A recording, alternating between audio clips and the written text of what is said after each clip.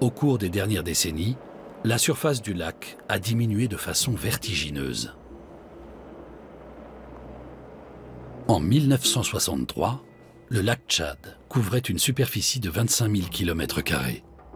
En 2007, il n'en mesurait plus que 2500, une perte de 90%. Et le recul se poursuit.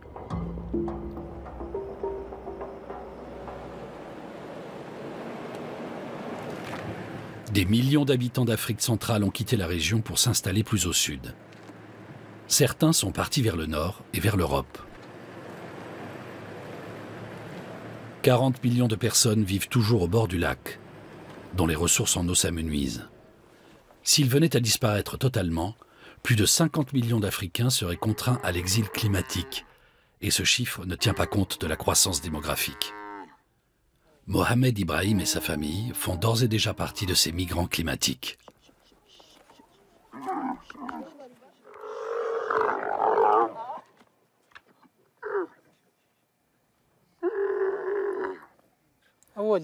J'avais entre 60 et 70 bêtes.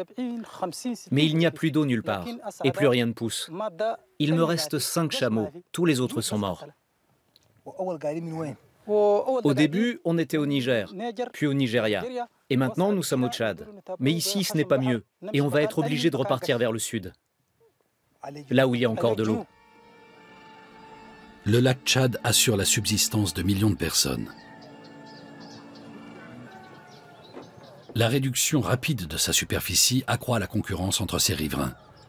Concurrence pour l'eau, pour les terres cultivables et pour les zones de pêche.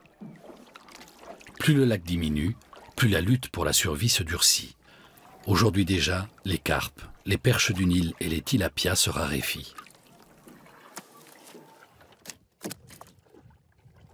Le changement climatique a un impact majeur sur le lac.